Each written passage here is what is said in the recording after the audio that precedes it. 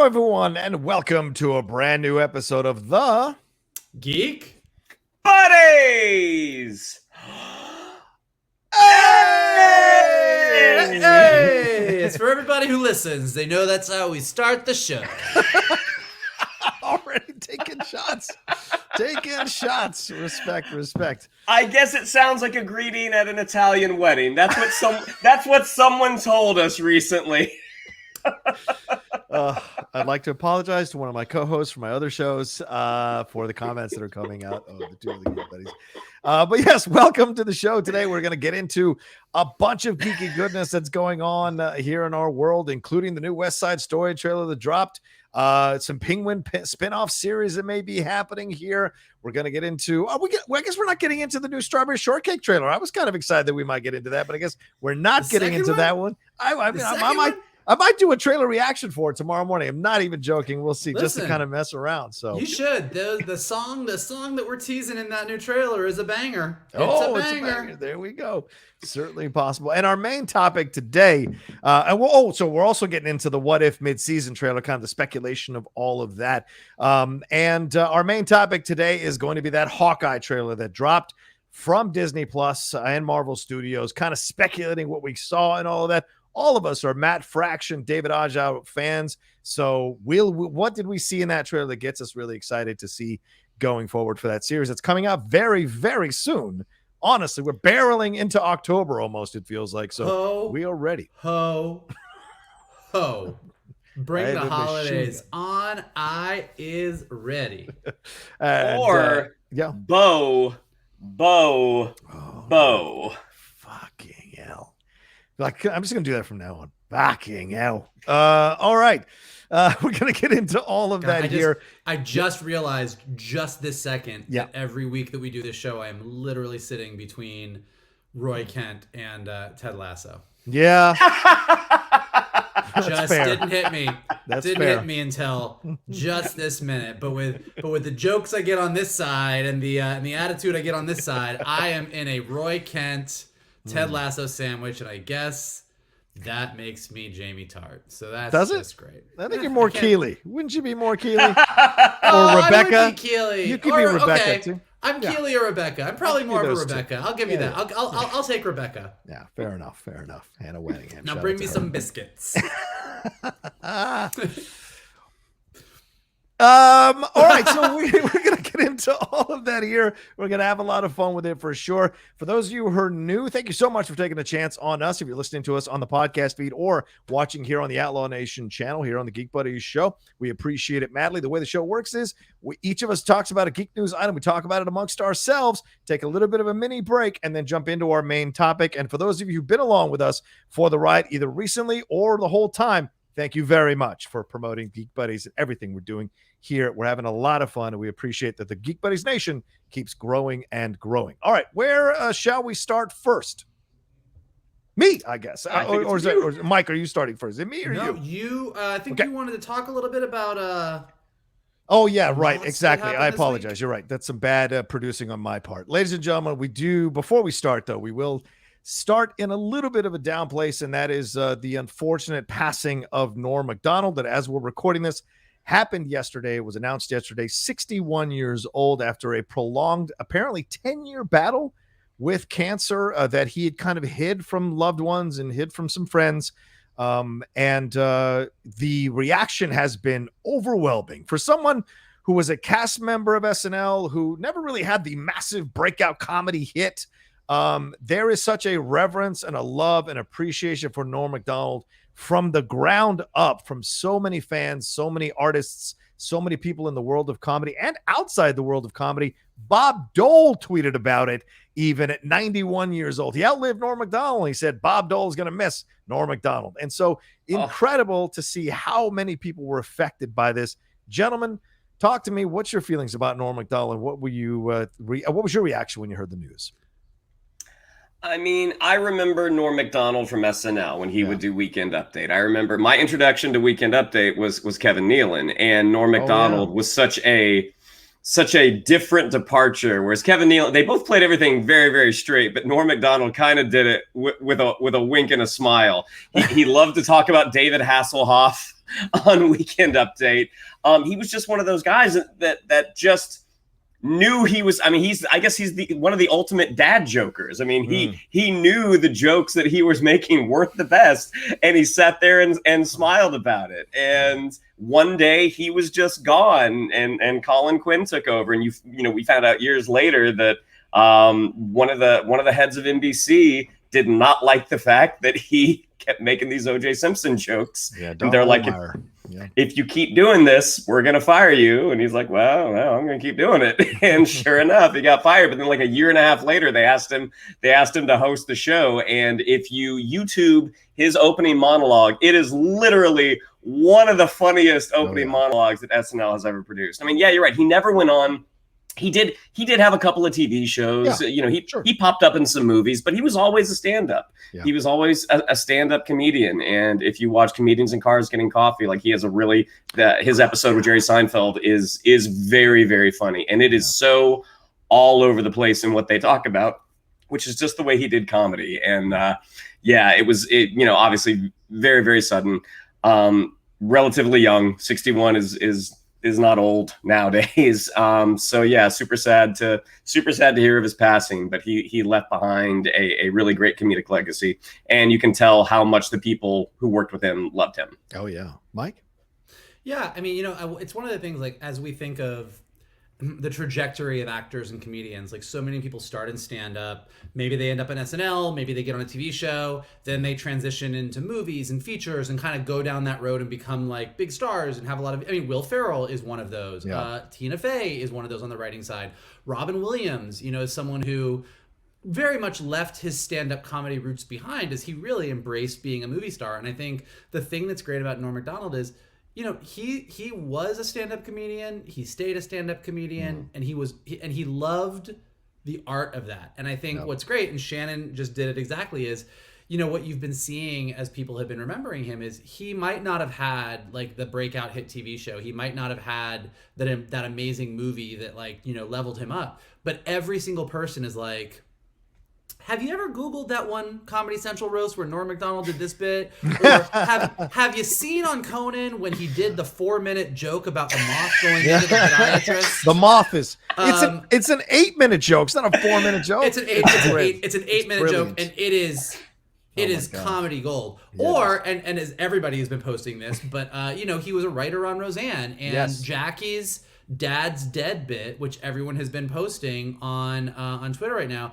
is in a show that was very, very funny. One of the funniest bits, and I guess was loosely based on something that happened in his life. So I think, you just see somebody who, we all have a funny Norm Macdonald memory or a funny thing that we saw him do. Like, he was always doing it. He was always really funny. And I also really do like, and you can tell, Martin Short is one of these people as well. You can tell the comedians that make other comedians laugh. Oh yeah. Like there's a lot of people out there that make all of us laugh, but for the people that do it for a living, there's like a certain level of people. I mean, Dave Letterman was always one of Norm Macdonald's biggest supporters and said he's one of the funniest people he's ever met in his life. And so the fact that he was the funny guy that made funny people laugh. Yeah. And also in an era that we're living in where half the comedians that we know are now the jokes they make are no longer the jokes that you think are funny. He never stopped being funny. Yeah, true. Very true. And even when he got into a little bit of trouble for defending Louis C.K. and defending Roseanne Barr, his former boss, he ended up walking back those comments and apologizing. And you don't see a lot of comics do that either. So he understood. And, one guy you wouldn't anticipate would apologize or walk back a comment would be Norm Macdonald. Yeah. But I think he sensed this was a little more important than in the past. And there was actual desire for real change in society. So he didn't want to stand in the way of that. He wanted to actually be aware of that and cater to it and apologize for it. So respect him for that. But yeah, I mean, overall, he's a comics comic. A lot of people say that, a comics comic. Michael's right on point with that. So many comedians came out and spoke about him on Twitter, on social media, about his comedy, his effect, and people spoke about his compassion, his tenderness, his genuine niceness that people experienced. My friend Jennifer Sturger, who was involved in that debacle with Brett Favre years ago, she spoke about the fact that he called her up one time right when all that stuff was happening, and wrote a sketch about old creepy men texting young women and trying to get with them and whatever, and wanted her to do the sketch. She at the time turned it down because she was still in the kind of mire of all of that. And he said to her, I totally understand. Don't sweat it. And she had a moment where she kind of divulged how much this was affecting her and how it just derailed her career and all of that. And he said, I'll give you a little piece of advice. The quicker you own this shit, the quicker they'll stop being able to weaponize it against you. And she said that completely changed her mind about how to approach this, and her mindset and how she climbed out of it was really essential by what Norm told her. And so many people have been posting these genuinely awesome stories where Norm Macdonald was a really nice guy. For all his sardonic wit, behind the scenes, an incredibly nice and compassionate gentleman, and gone too soon at 61. Absolutely correct, Shannon. Gone too soon. Both Mike and I are 20 years away from 61. So, but I'm sure it's coming at some point. Anyway, all right. So let's get into. I am not good at math, but I do believe that you and I cannot both be the exact same age away from 61. I don't know what you're saying. No one can hear you right now. You've been muted. I don't know what you're saying. I, first of all, did not understand. I did not know that you had that power over me on the Streamlab. What?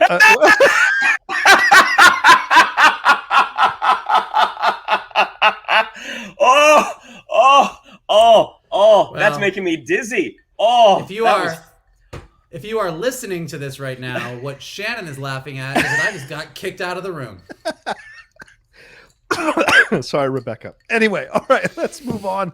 But much love to much love to Norm Macdonald's family and friends and loved ones who mourn his passing, but he will always be remembered and have a legacy in comedy. And I always think it's sad when a comedian passes, because Lord knows the world is crazy enough. We need to laugh. And one less person making us laugh, I think, is a sad thing. But I'm sure he influenced multiple generations of comedy that will be making us laugh for as long as we're on the earth. So thank you for that, Norm Macdonald. All right, let's move on to our Geek Buddies news items. Who wants to go first? Did we say me with the penguin or you, Mike? I believe it is me. Okay, go ahead. Before we get to the penguin, and speaking of laughter, if you grew up in the 80s, three guys that made you laugh were Ivan Reitman, Arnold Schwarzenegger, and Danny DeVito when they made a little movie called Twins. Twins, huge hit. I think probably one of the first times that Schwarzenegger, I don't know if it was the first, but it was one of the first times where we took Schwarzenegger, the big action star, and found out he was actually pretty funny too. And just the concept of Arnold Schwarzenegger and Danny DeVito being twins would be like John Rocha and Shannon McClung being twins. It's just funny to look at. But they have decided that after all these years, it is time to come out with a sequel, and not surprisingly, the sequel is called Triplets. Surprisingly, the triplet in question is Tracy Morgan. So Deadline reports that Ivan Reitman is back in the directing chair, and that he, Arnold Schwarzenegger, Danny DeVito, and Tracy Morgan are putting together a Triplets movie. Apparently, this idea sort of sparked with Eddie Murphy originally, that he was talking with them and kind of made a joke where he should be the triplet. And of course, like an Eddie Murphy, Danny DeVito, Arnold Schwarzenegger movie sounds amazing. And so they kind of were working on that for a while. But then he went into Coming to America too. Like he's got busy, and he's Eddie Murphy, and he either is super busy or not doing anything and doesn't want to talk to anyone. And so at some point along the way, Tracy Morgan got thrown into the mix, and they decided that was going to work. Reworked the entire story to be more Tracy Morgan specific. And apparently the broad plot, not that this is anything that's going to surprise you or shock you, but secretly, there was a third baby born, a black baby, who hasn't been in touch with his siblings. They don't know each other, and very early in the movie they meet, and they achieve a bond together, and it's really a film about family, and no matter how different we all are, we have to learn to get along. And all three of these guys have great chemistry, so you can see that in the reel that they've put together to kind of sell people on the idea. And what do you guys think about revisiting this classic film and adding a little Tracy Morgan into the mix? Shan? So, Twins was one of my favorite 80s comedies. I think that was Arnold Schwarzenegger's first comedic role, and Danny DeVito had talked about how enthusiastic he was every day showing up to set because he'd never done comedy, and how prepared he was, that he didn't just know his lines, he knew everyone's lines. He knew everything because he wanted to go in and do a really good job. And the results, the proof was in the pudding. I mean, it made like over $200 million in 1988. So that's a huge sum.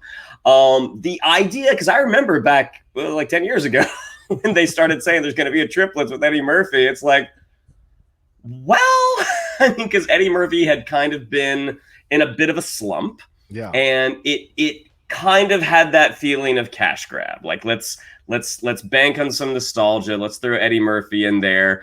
So it didn't leave me with like the best feeling. And it's one of those things that's like, this is going to go away. Like this is going to be like Beverly Hills Cop 4, which I also think is finally starting to happen.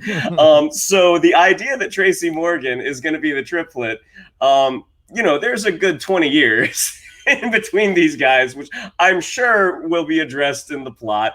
It's interesting. I mean, Schwarzenegger post-Governor has not had that big hit. I mean, I think the closest thing was probably the Expendables movies, and even those were modest hits. And he was never like the guy in it. Those it was are always Stallone's films. Yeah, it was always Stallone.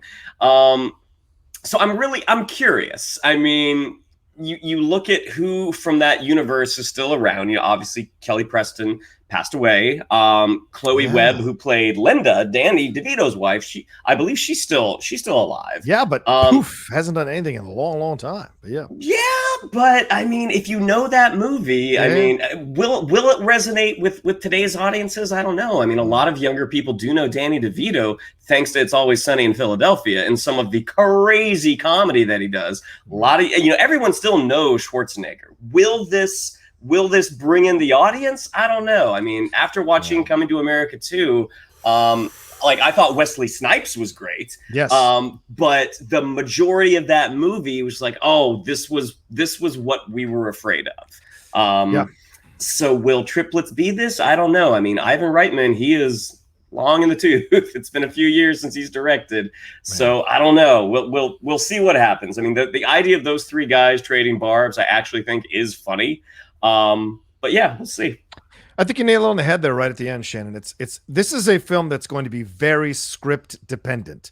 Because already Ivan's like, well, we're low budget worked for the last one. Yeah, as if like you wouldn't want $100 million budget for this. But I get it. You're trying to, it's PR. You're trying to spin it a certain way because no way a studio is shelling out $100 million for either of these three actors. There's no way you would do that. Why would you ever do that based on a film from back in the 80s? That makes no sense. Danny, as you said, long in the tooth himself off the It's Always Sunny, looking pretty haggard on It's Always Sunny with the character he plays. So this feels like Lost Vegas all over again or Last Vegas, whatever it was. It's a bunch of old people getting together thinking they still got it. And yeah, you bring in Tracy, but Tracy ain't Eddie. No offense, but Tracy ain't Eddie. And so you're already kind of lowering the bar of what to expect. So I think this is going to be something that, because Chris Rock could have been the great choice here. Dave Chappelle would have been a really interesting choice here. I mean, there's comedians who I think carry a little more cachet nowadays than Tracy Morgan. Nothing against Tracy. Everybody can love 30 Rock all they want or love The Last G all they want, but Chappelle brings eyes, and so that would have been a more interesting approach to it. And Rock has more experience on camera than Tracy does in high-profile projects, so that would have been something to see. So we'll see. I don't expect much from this. I don't expect them to spend much more than $20 to $30 million on this movie, but it's going to be very script-dependent, and I don't anticipate it'll be good. Ivan Reitman hasn't directed a good film in a very long time, even though he is producing or executive producing this Ghostbusters Afterlife, which is getting a lot of positive reviews. That's his son directing it. So we'll see. But I just don't anticipate anything coming out of this that would be funny. But if it is, I'll be super happy because, as you said, Shannon, I'd love Schwarzenegger to get one damn hit before he kind of exits stage right off the planet. It'd be nice to see him get one more, for God's sakes. All right, thanks for that. Button there, agreed. All right. I said my piece. I didn't know I was supposed to respond to that. But all right, let's move on to the next thing, and I'm sure we'll update as we go along with that film if it happens. All right, the next thing that kind of popped up on my radar yesterday, I pitched it to these guys and they were down to talk about it, is A Penguin spin-off series is supposedly in the works, getting this from Deadline as well. This is supposed to be going to HBO Max, and this is kind of surprising to me on so many levels. The Batman duo, Dylan Clark and Matt Reeves, are in charge of the development and are executive producing it at this point. It comes from Reeves' Sixth and Idaho, Dylan Clark Productions, DC Entertainment, and Warner Brothers Television. Lauren LeFranc, who was tied to Agents of S.H.I.E.L.D., is showrunning the project. It's being described as a Scarface-like series, and we're going to explore him being a disfigured crime lord. He's not, and in the Batman, he's not yet the crime kingpin and dislikes being referred to as the Penguin. But this is also set in Gotham, and they've got that other series that Joe Barton is doing that's set in Gotham about the GCPD as well. So, and of course, the Batman is based on year 2 in the series of in the history of Batman. So, Colin Farrell, clearly unrecognizable as the Penguin, he must be having a really good time on the set, playing this character, putting on the makeup, bringing this character to life for them to even remotely get him to come back to play the Penguin in a series for HBO Max. We've seen so many other announcements for stuff coming to HBO Max. Do you think it's going to happen, A, and B, do you want it to happen, and do you trust it to be good if it does happen? Gentlemen? Well, I think according to the Variety article, he's not signed yet. Like, there's not a deal yet for him to... That's even worse! For him to star in it. Don't even do it if he's not going to come back and do it. It makes no fucking sense. That's kind of like, I can't see them doing it without him if it's a spin-off of the movie. I can't see them, even though, yes, he is buried under prosthetics. Like, I can't see them throwing another actor in there, especially because more than likely they want to do several of these Batman movies with Robert Pattinson, and more than likely they want Colin Farrell to come back as the Penguin in some capacity. Right. A couple of years ago, if someone had said, hey, do you want to see a movie about the Joker? It's just like, what? You mean a Batman movie? And that turned out really well. I mean, I don't know. I'd be interested to see, like, is this going to take place after the movie? Because you're doing that Gotham set story without Batman, or is this pre the movie? I don't know. I mean, looking at him in the trailer, this is a different Oswald Cobblepot than the one from the comics recently. This isn't the refined high-class criminal, at least to me. Right, he looks a little rougher around the edges.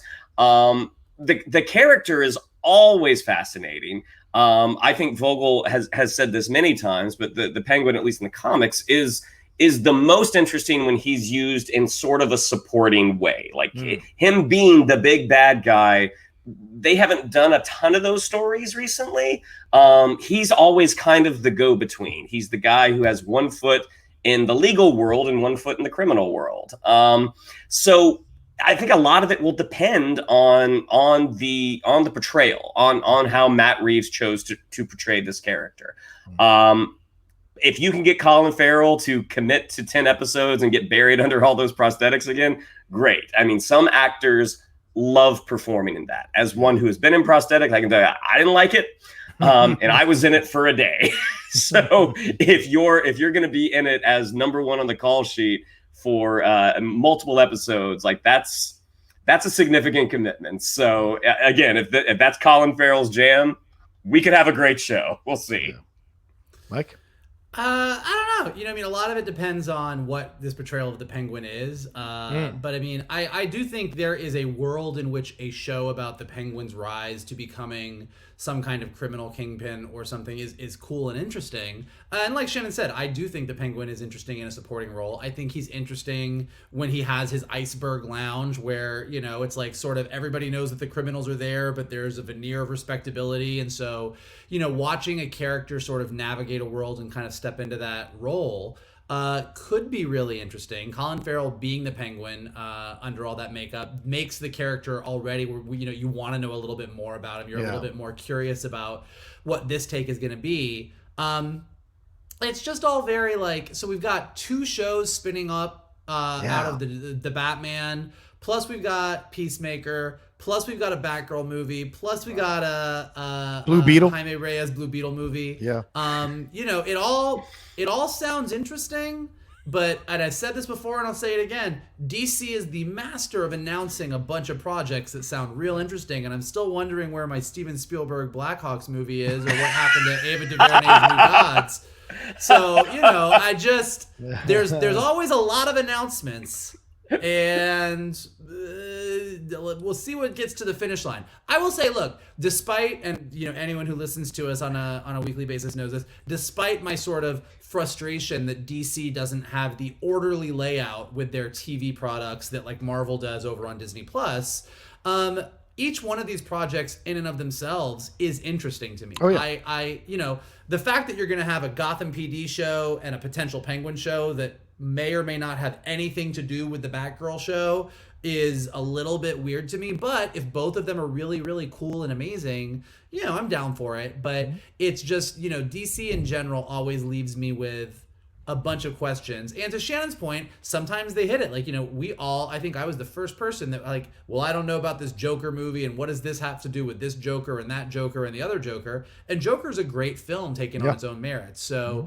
if DC is going to continue with that, as long as each individual project is good, but I do question, I think, and Shannon made a really good point about this, any show that takes place in Gotham City where Batman's not in it is already kind of working at a disadvantage. It's already kind of battling uphill because all you have to do is constantly explain why Batman's not around. Yeah. You have to have that news article that says Bruce Wayne is out of town in Europe, or you have to have, there always has to be a reason, because otherwise you have a bunch of shit going on and you're like, well, where the fuck's Batman? Yeah. So it's not saying that that's insurmountable, and I'm not saying that that's impossible to do, but it does create, already you're going in with a big problem that you have to solve on top of just all the problems of making a cool and compelling TV show. So one of those I can see. Two of those starts to make me nervous. Yeah, fair enough. Just like a young man coming in for a quickie, I feel so unsatisfied. That's how we feel when we deal with DC, because they announce so many things. Or that person is like, no, I'm totally going to get to it. I'll totally get to it. Give me, I'll be there in a couple of days, I promise. And it never happens. So you just, that's what it feels like sometimes with DC. But maybe they're getting better about it. We'll see. I'm going through Titans right now because I never watched all Titans. So I'm about halfway through season 2 of Titans. Haven't gotten to season 3 yet. And I told somebody, they were like, so what do you think of Titans? And I was like, let me just say this. The night before a new Marvel show comes out on Disney Plus, I go to bed a little bit excited. I can't wait for the next day. And then I watch it and I'm like, oh, I've got so much, whether I like every choice they made or didn't, I'm like, oh, they did this and I got this and I wonder what this means for this. And I think this and I think they messed up here, but this could be this. And I watch Titans and I go, yeah, okay. There you go. That's good. There you go. All right, fine. I can see Kalinowski's head popping off his shoulders now. All right.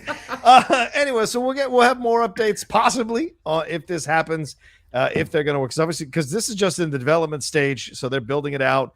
What the scripts are going to be, what the overall storyline is going to be. Are they going to base it on a storyline with Penguin in the comics? Lord knows there have been a number of runs where Penguin has been the central criminal or a central villain in a story with Batman. And he hasn't always been the villain. Sometimes he's been on Batman's side. So could be interesting which way they go with this, but we'll keep tabs on it.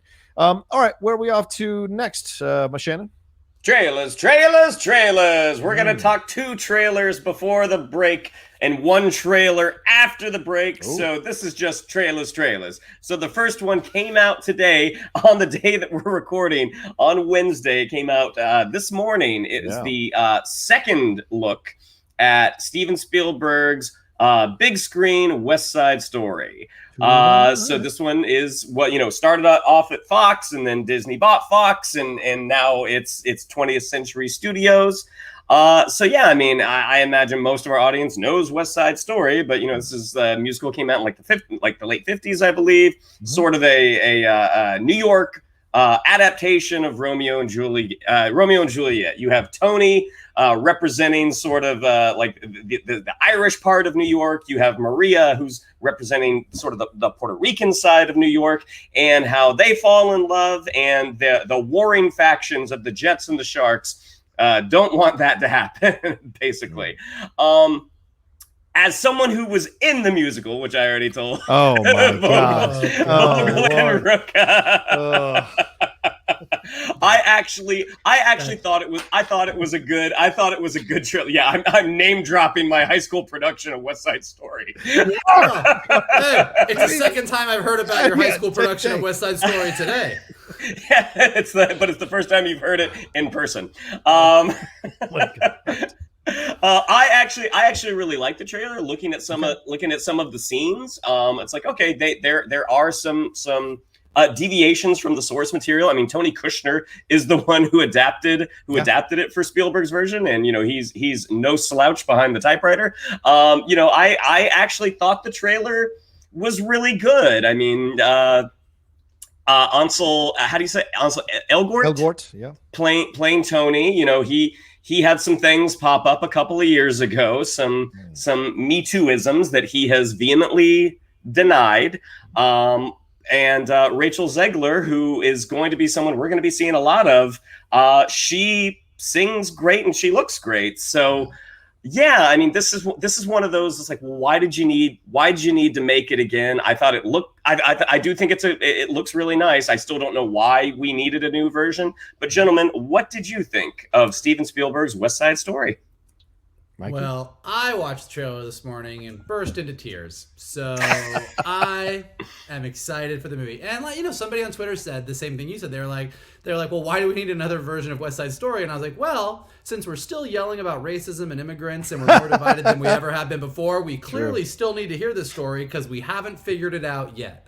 So I think that until we learn our lesson, we should be hearing the same stories over and over until they actually sink in. And this is clearly one that, as much as we all grew up loving it, hasn't sunken in quite yet. And when you look at the trailer and you look at some of the little tweaks into the scenes that they've showed us that Kushner did, they're being very explicit with exactly how this story that is many years old is still really relevant. Like when you hear the Jets saying, I'm tired of people moving into this neighborhood that I don't want to move in here, taking over our businesses. I don't want them around. You're like, oh yeah, this is very clearly what this movie's about. And it is very clearly what we are currently still dealing with as a country. So I think they are not making any bones about why they're making it right now. And on top of that, I watched this trailer and I thought to myself, this is this potentially, it looks like, based on this trailer, this is the Spielberg I grew up with. Like, Steven Spielberg is a great director. Nobody's gonna take away the fact that Steven Spielberg was, and always will be a great director. True. But a lot of the movies that Spielberg has made in the past couple of years have been good, solid movies, but haven't necessarily reached that level of, holy shit, this is a Spielberg film that we had growing up when you would go see E.T. or Indiana Jones or Jurassic Park or Schindler's List. And watching this trailer and just looking at some of those shots, you're like, oh shit, this is Steven Spielberg. And so, I've seen articles, and Johnny, I don't know how you feel about this, that, a white Jewish guy directing this story is maybe not necessarily the most authentic, but I completely appreciate that opinion, and I have no counter to that opinion. There's not a but necessarily. However, I will add that, like, seeing someone on Spielberg's level create some of the shots that are being created in this trailer, if that is indeed what we get, I'm here for that. Yeah. I'll say this. I thought the trailer was fantastic. Did it move me the way it moved my brother Vogel? No, it didn't overall. And maybe because, as Shannon said, it's a remake. So I was looking for something different, world-changing, incredibly powerful. And some of those things are hinted at, but they're not dived into. And I felt like the first trailer had a little more of that, a little more of the cataclysmic, dramatic, earth-shattering stuff. I mean, that scene, I forget the actress's name, who's banging on the window screaming. That's a great shot. And I'm like, that's what I'm looking for in this trailer. But the trailer had beautiful visuals. And you're absolutely right, Mike. He's placing, and I said this in my trailer reaction, which is up on the channel, plug. But I said this in my trailer reaction, like where he's putting the camera, the way he's using the camera, the way he's bringing the city or the sets to life as New York City is incredible. And the smoke, the way he's using smoke, the stuff he does, shoots at night, the stuff he shoots in the day, all vibrant in the day, dark and unsettling at night. all of it is great. The casting I really love. Rachel Zegler, she's a darker actress, obviously, because Natalie Wood was not Latina, but having her be darker, I think, is a great thing. This is the thing I was worried about when the promo pictures came out and all the Latinos were super fucking light. I was worried. No, she's dark. Annie DeBose, who's playing Anita, she is dark. Daniel Alvarez, I think, who's playing Bernardo, dark. And I love the look of Bernardo. He's more street. He's more like he's a gruffer guy. He's a bigger guy. George Chakiris was a very elevated guy from the streets, and he won the Oscar, and he's an honorary Latino, absolutely, because he did a phenomenal job in the movie. This is more of a grittier, gutsier West Side Story that I'm looking forward to seeing. I do have my issues with Riff, though. I felt like we were sliding into some of the parody that people have done with West Side Story and commenting on how it's not really tough people that look like they're doing this stuff. And I thought his casting of this Mike Gate, I think his name is, I didn't like him necessarily. He didn't win me over. But it may also be because I'm biased because I just love Russ Tamblyn in the role, and I can't let go of Russ Tamblyn in the role. But he may be better as the film goes on and as I see it. But it was curious to see them go, Ansel Elgort, let's just move you to the side here, give you one line. And I'm not the only one that noticed. Mark Bernardin, who, of course, co-hosts that podcast with Kevin Smith, said, it's still not too late to recast Ansel Elgort with Tig Notaro. So that was a really funny joke. And other people have stated that if you can get Christopher Plummer to come in for Kevin Spacey, you could have get somebody here. So, I mean, it's an allegation from 2017 that occurred, or 18 rather, that occurred a little bit earlier in the young man's life. So we'll see if that was a reason why they pushed it. We'll see what more we get here, how they play this out. My concern with this, if the drumbeat of this issue becomes louder and louder, especially post Me Too, it could affect the Oscar chances of this movie. And will people feel the effect of Tony's death in the same way that they do in the original if this specter is around Ansel Elgort in a large way? Maybe mom and pop in Missouri don't know about this, but a lot of musical theater people who are going to go be the foundation who are going to see this will probably be aware of this. And so that's what I'm concerned about overall. And one last thing, and I think I mentioned on the texts with you guys, I had this weird vibe that he might change the ending. And I have heard nothing about it. I've got no possible information on it, but I just had this weird vibe of how he might change the ending. Will Maria die instead of Tony? Will they both die, or will they both live and take on the lessons to build a better future forward? That would be so curious to see if they could make that work, and a gutsy decision overall. But this is a beautiful trailer. Janusz Kaminski is the cinematographer. Just incredible. So I'm looking forward to it. I wanted more musical numbers. I guess we'll have to wait for that. But it didn't wow me the way it wowed you, Mike. I do not think that they're going to change the ending to West Side Story. And if they do, I certainly don't think it's going to be good thing they both lived. Let's go build a nice house in the suburbs. I think people would riot in the streets. I don't think you can do it. And when they riot, it's not going to be snapping. If Tony lives, we riot. If Tony lives, we riot. Okay.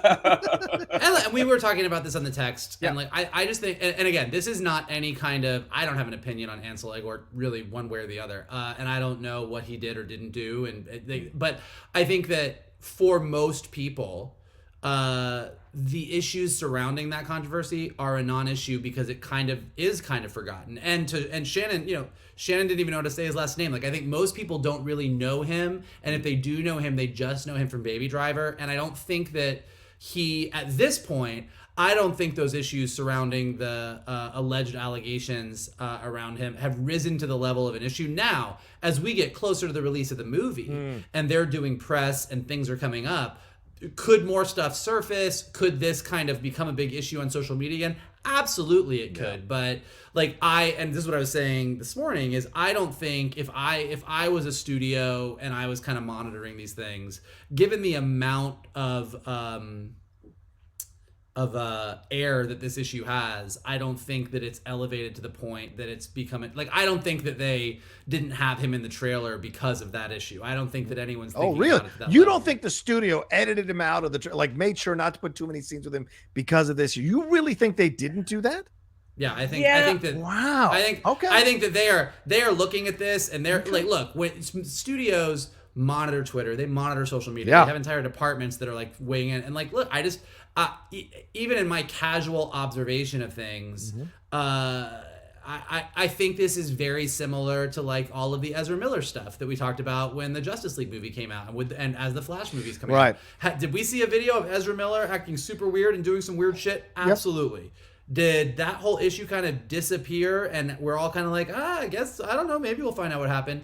And I just don't think that there's enough, either there's not enough evidence or there's not enough people coming forward or there's not anything to get enough people to be upset. Again, this is not me putting any kind of like, oh, I think that they're innocent or I think they're guilty. This is me having a non-opinion on it because I do not have information. This is me just saying how I am thinking studios are reacting to it. And based on just what I've seen so far, I don't think studios really think it's an issue.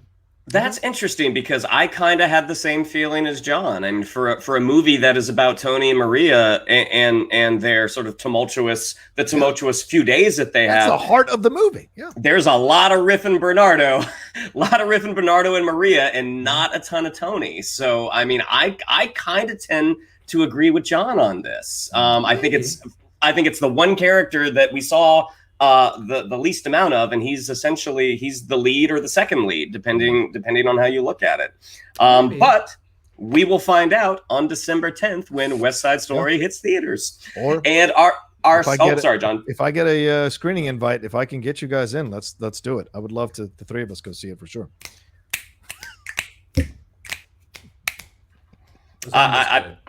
Well, as one who did the show, I don't know if I brought this up. My timing was perfect. Oh my God. Jesus Christ! All right, that's really. Anywho, you thought me mentioning my TV credits was bad? Wait until I get into my high school theater resume. For a guy, I never seen a guy crow about playing anybody's more than he has. Anyway, I was Riff, sir. How dare you? Were. Yeah. Riff and Bernardo were the smallest two guys in the cast. Jesus. The Jets and the Sharks were actual students, and Riff and Bernardo were the theater kids. Oh my God! Perfect. All right, that's enough time on that. I just want to see Riff and Bernardo get into a fight on stage, but they both have step ladders, so they can actually get taller than each other. Why would we need step ladders? We're both tiny. That doesn't make any sense. God. All right, let's move on. 42 minutes. Let's go. Yeah.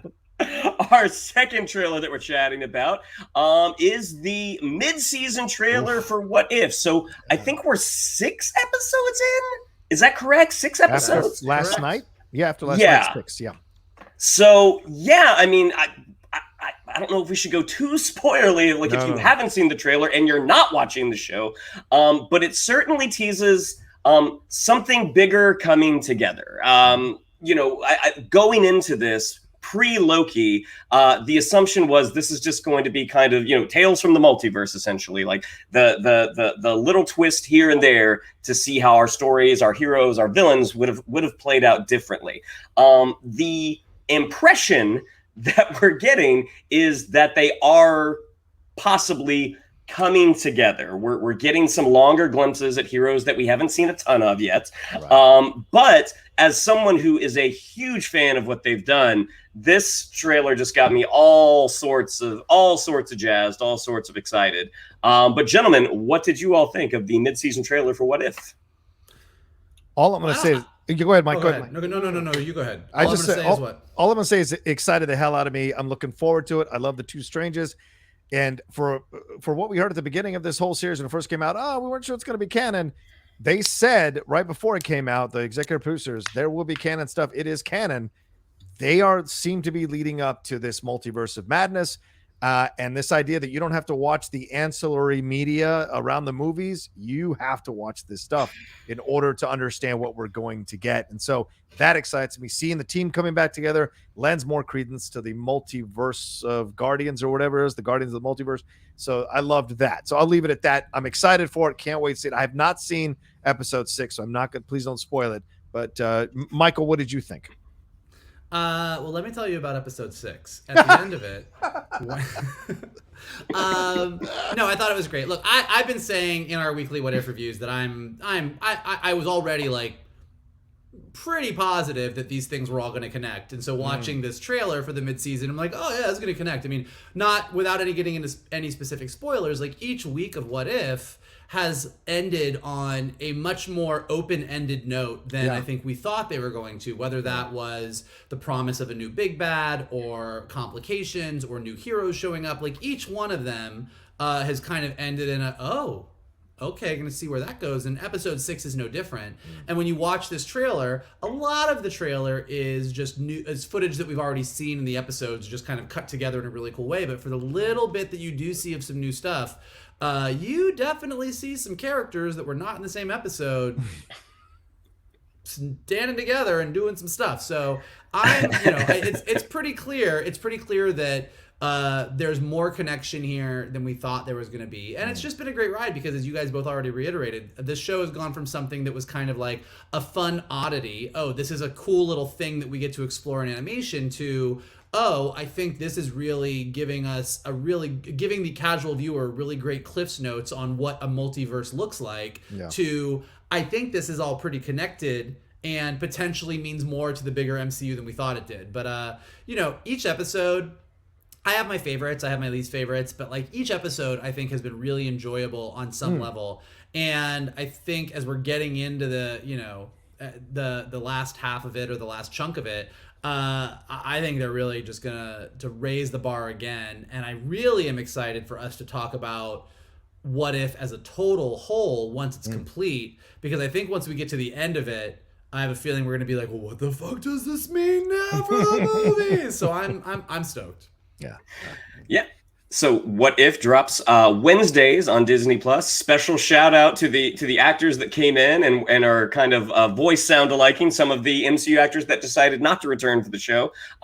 Spider-Man, Iron Man, those guys, they sound real similar. Yeah. Real similar. But What If drops Wednesdays on Disney Plus. Yeah. Maybe we'll see if we can get Josh Keaton to come by and do a special interview with us about the show. We'll see. I might shake the tree a little bit and see if it's possible. Although Michael's really the connection. All right. I thought I was the tree in that analogy. So, well, I also know Yuri Lowenthal, who's really good friends with him. So I forget. That's right. Spectacular Spider-Man.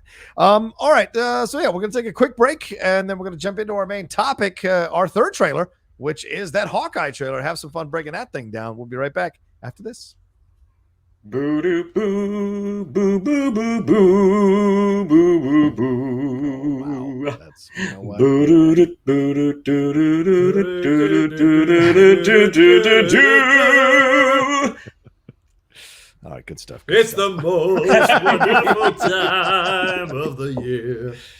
And if that clue isn't a clue, it doesn't tell you what we're talking about. It should. This is we're going to break down the Hawkeye trailer that came out earlier this week, much to everyone's surprise, kind of a Monday morning Christmas gift. We got this trailer from the series. It's coming out November 24th. Yeah, November 24th on Disney Plus.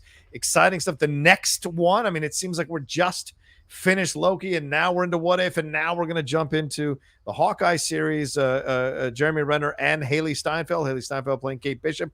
Vera Farmiga is in this, essentially playing Kate Bishop's mom. We've got a number of Frafi is in this as the clown. And this is all based on the Matt Fraction, David Aja run that, if you haven't read, I said it in my trailer reaction, you need to read to give you a little more context on what you're going to watch here. And they're leaning into it, Mike and Shannon. That poster that came out, very, very similar to the comic book. So what did you gentlemen think about the trailer overall? Have at it, Mike. Okay. I loved it. I mean, look, I love Christmas. I love it a lot. It's the best. And so this trailer just sent me over the edge. Was I already excited for the Hawkeye trailer to see like what they were going to show us, our first look at Haley Steinfeld as Kate Bishop, like all of that. Like I'm already excited. As John said, I love the Matt Fraction run of the comics. I love the comics so much that I bought it twice because John borrowed it once and I didn't get it back in full. I didn't get the dust jacket back, so I had to get it again. Oh wow! But wait, you still have the one without the dust jacket? I think I gave it away to somebody else. You know what? I would take it back, but all right. But it's a great run. And so all of that, in addition to this being a hardcore, not just a subtle like Iron Man 3 level set at Christmas story, but a Christmas story. Yeah, oh, totally. Really got me excited. There's a ton to talk about. You could go through this trailer and talk about all the great nods to the Matt Fraction, David Aja comic, of which there are multiple things. But additionally, you can also look at how it does tie into the MCU. And what I find the most interesting is how those two things converge, how they're taking the Hawkeye story, Hawkeye the family man, Hawkeye the guy who has his family back on the farm, Hawkeye who became Ronin during the 5 years of the blip, and taking that character and his story and kind of overlapping it with what we know from the Matt Fraction, David Aja story, and seeing how those things come together in new and surprising ways. So I think the trailer gives us a lot of hints about the way that certain characters are going to come into it, gave us a lot of teases. Also, a lot that we didn't see. You know, the biggest thing being one of the characters that I think people are most excited about, and this will very likely be Hawkeye's Mephisto. Hawkeye's Mephisto will be Wilson Fisk. Yeah. We will watch every episode wondering if Wilson Fisk is going to show up, because Kingpin plays a decent-sized role in the Matt Fraction story, plays a very important role in Echo's story, who's going to be introduced here. And as much as we're all curious if we're ever going to see Charlie Cox's Daredevil in Spider-Man No Way Home or in the MCU itself, I think we are equally as interested in seeing Vincent D'Onofrio's Wilson Fisk enter the Marvel Universe, and this could very well be where it happens. So lots of specifics to talk about as we get into the Young Avengers-ness of it and everything else. But overall, those are the things that got me really stoked about it. What did you guys think? I thought it was an absolute blast, and as soon as the trailer starts and you hear the opening notes of it's the most wonderful time of the year, you know, that was something I just was not expecting. I mean, there are issues in the comic that I think it is set around Christmas. I mean, there are, but how much they leaned into it. And, you know, you see shots with Jeremy Renner, and you see he is wearing a hearing aid, which, you know, when Hawkeye was first debuted way back when, like he was deaf. That's something that's kind of, you know, they never really addressed in the movies at all. And certainly I feel like that's something that's kind of been lost in the comics. So it looks like maybe they're kind of doing the reverse, is like, oh, he is starting to lose his hearing now. It was just so much fun. I mean, Hawkeye is a character in the MCU that he's always with other heroes. So he kind of gets dwarfed a little bit because he's with Iron Man, he's with Captain America, he's with Thor, he's with Black Widow, he's with Hulk. The guy with the bow gets forgotten sometimes. And this seems like it's really going to show off how much of a badass Clint Barton actually is. I mean, there's a great shot of them doing a chase. Kate Bishop's in the car and they're doing a chase, and he's pulling out arrows saying, "Too dangerous. That's that's definitely too dangerous." And she ends up firing an arrow that, you know, blows up a van behind them. And she goes, "You have arrows more dangerous than that?" I mean, it's such a great moment. A great moment where the Tracksuit Mafia tosses a Molotov cocktail, which he catches and then throws back. I mean, that's like the stuff that you would see Hawkeye do in the comics, and we're going to get to see it in live action now. And some of the fun added stuff that Vogel was referring to, we get glimpses of Rogers the musical. I mean, you know, you see the sign out on Broadway. You get a quick, it looks like the finale of a musical number that has all the Avengers and the Chitauri. I mean, it looks like it's just going to be a blast. Dr. Erskine. He's in the dancing as well. You see the white lab coat. I mean, it just looks like a blast. And thus far, Marvel TV has delivered. Like there have been, you know, people had some issues with how WandaVision ended. They had issues with Falcon and Winter Soldier. I mean, overall, I think they are delivering, and this looks like it could be the most fun yet. We'll see. Yeah. Yeah, I have to say, when I watched it, I was absolutely just loving it because, I mean, this is a character that I've enjoyed in the comics, and certainly Michael letting me borrow that Matt Fraction run completely changed my point of view on the character overall. I remember when he was leading West Coast Avengers, right? I mean, that was a run that went on for a while that I really enjoyed, and then reading Matt Fraction stuff got me even more in love with the character. And you're right, seeing him with the hearing aid, that's a great nod to the comics. Glad they're dialing into that. Echo is also going to have her own hearing issues. Electra Cox playing her. How is that going to play into all of this? And you're right, she has ties to Wilson Fisk and the Daredevil. So how much of that are they setting up here? But overall, it was the Kate Bishop part of this that really stood out for me, and the Tracksuit Mafia, which I'll get to in just a second. But certainly, I mean, if you're going to introduce Young Avengers, you've got to have a charter member, and she is essentially a foundational member of the Young Avengers. And having Haley Steinfeld, who is so now very much into her confidence as an actress, and having that exude out as she's going toe-to-toe verbally with Jeremy Renner is great. And if you read that run, that relationship is so interesting and unique. And I love that they have, because it's not, in the run, it's not sexual or romantic in any nature. It's very much mentor, mentee, and friend to friend as well, dealing with all the madness that's going on. So I'm excited to see her kind of embrace that role and take us forward into the Young Avengers, who I love as a team. So that excites me, and it's great to see her doing all of that in this film, or in this show rather. And then the Tracksuit Mafia. Look, Trust a Bro Moving Company. That is a brilliant way to throw in the overusage of the word bro in that run. That makes you excited if you've watched, or if you've read the run. So all of that was great. But then also Vera Farmiga in here, her Eleanor Bishop playing that character who has ties to Madame Mask. So are we now opening the door to Madame Mask? That's another part of this as well. Are we going to get Fisk, or will Eleanor Bishop be, in essence, the Wilson Fisk of this particular series? I wonder if that's what they're setting up here, because we've seen Marvel go into father-son stuff. Every damn film almost deals with father-son stuff. How about some mother-daughter stuff? And here we have the possibility of that with Kate and Eleanor Bishop. So I like that as a little bit of a twist. And one last thing, Lucky the Pizza Dog. How nice to be Lucky the Pizza Dog hanging out. We don't get too much with him, but enough for those of you who've read the run to be excited about what we might be getting overall from him, for his participation in all of this as well. Yeah, and one thing I thought was interesting, I mean, so if you haven't read the Matt Fraction run, obviously, as we're all talking about it, you should read the Matt Fraction run. But, like, really broadly, it's about Hawkeye kind of buying a building in his off time when he's not Avenging. Yes. And there's a bunch of people in the building, and then this Tracksuit Mafia wants everybody out of the building, and he kind of defends people from the Tracksuit Mafia, and then Kate Bishop gets involved. Obviously, in the MCU, Hawkeye's not going to go off and buy a building for himself because he's got a family. Yeah. But they're clearly still doing that story. So I wonder, like, is Kate Bishop the one with the Tracksuit Mafia issue, and he gets involved in it? And then they also added in this idea that she's dressed in the Ronin costume, which is not from the comic book.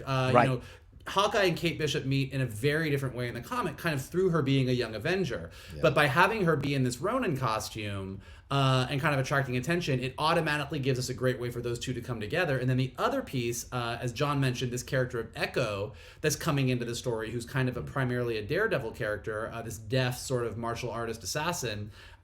She also happens to be the first character in the Marvel Universe that wore the Ronin costume. Yes. So the fact that she's coming into this story where we are like kind of circling back to the fact that Hawkeye wore the Ronin costume in Endgame, I think is also pretty interesting, and maybe gives us a good clue as to the reason that she's showing up. We don't really know where Hawkeye got that specific costume or why he chose to wear it. We just came into Endgame and he was wearing this costume. So I think as you're looking at this and you take what you know from the comics, or what your friends or your geek buddies know from the comics, you can start to see where some of these things might all line up. And like I said, like seeing where they take the influence from the comic, and like this more so than a lot of the other things, like that scene Shannon was talking about with them in the car, with them going through the different arrows and being like, you have something that's more dangerous than that. That is literally pulled almost line for line from the Matt Fraction comic book. I mean, that scene is literally like, that's the comic book come to life. So there's a lot of really, really good stuff in there. And I just think it's going to be really interesting. I also, like I said, I think that my favorite thing that they've done with Jeremy Renner's version of Hawkeye that is very different from the comics version of Hawkeye is that he has been this guy that is a family first guy. Like from Age of Ultron, say what you will about some of Joss Whedon's less good choices. The fact that he really fought to have that farmhouse and Hawkeye have this hidden family, I think has really established who Hawkeye is in this world of the MCU. Like, he is a family guy. He's the guy that gave Wanda that speech. Like, he kind of was like a father figure or an older brother figure to her. He's always been kind of that guy. And so to see him here kind of kicking the trailer off with being with his family, being like, I promise you, I'm going to be home this Christmas, and then getting wrapped up with another character who he has to be sort of this mentor father figure for, the same way he was for Wanda in Age of Ultron. Yeah. It really is a continuation of who he's become in the MCU, which I think is really nice. Yeah. And just one other thing. I mean, something from the Matt Fraction comic. He has, I believe it's with a member of the Tracksuit Mafia, but he has an exchange with a bad guy, where he basically is saying that, you know, when Captain America is around, it makes you want to be better. Yeah. And he closes the speech with a threat. It's like, he's not around right now. And that's basically, we're opening the door to this very brutal version of Hawkeye that we may have not seen before. And obviously, you know, we would have, you know, the world would have seen it during the blip because of Ronin. But you know, they say in the trailer that, you know, they've got footage of the masked vigilante who went after the underworld, and Kate Bishop is now wearing that same outfit that Clint Barton wore during Endgame. I think that's one of the positives overall. I agree with you, Shannon and Mike. I like that Marvel is listening to some of the constructive criticism, right? They retconned kind of the Mandarin thing to try to make it work within Shang-Chi.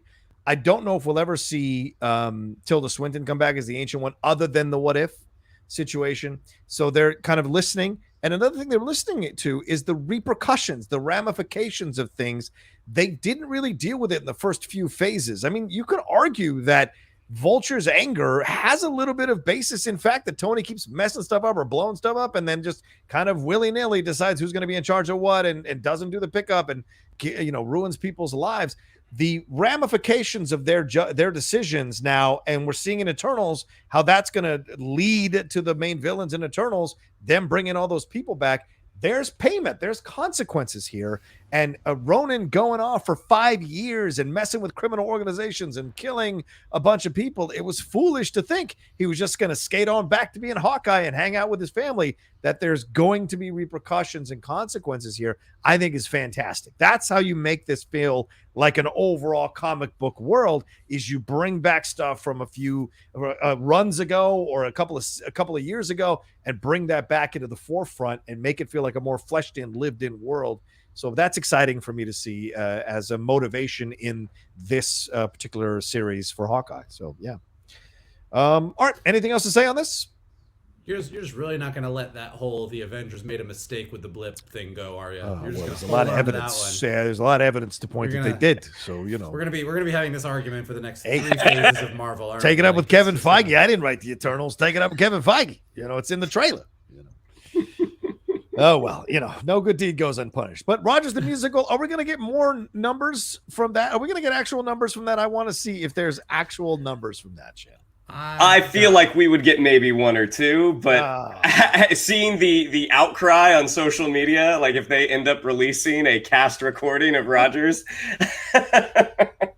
Here's the thing that's funny about the Rogers the Musical thing, because everybody's freaking out about it on Twitter. Everybody really like focused in on that and being like, I am all about it. But it was focused in on the way of like, we recognize that this is a joke in this show. Yes. And we will now make a bunch of jokes about the joke you made.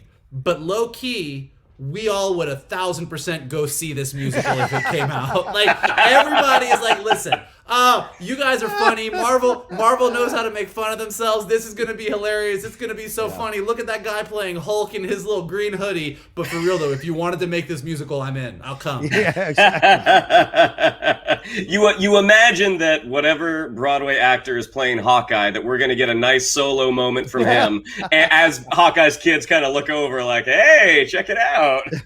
Yep. Absolutely. If we can have a Spider-Man Christmas album of a Spider-Verse, we can sure as hell get a Rogers the Musical cast. Exactly. Exactly. All right. Let's get on out of here. Thank you all so much for watching or listening to this episode of the Geek Buddies. We appreciate it madly. Hopefully we've converted you if you've discovered us for the first time. And hopefully we've kept you if you've been hanging out with us the whole time. Shannon, what do we got to tell them?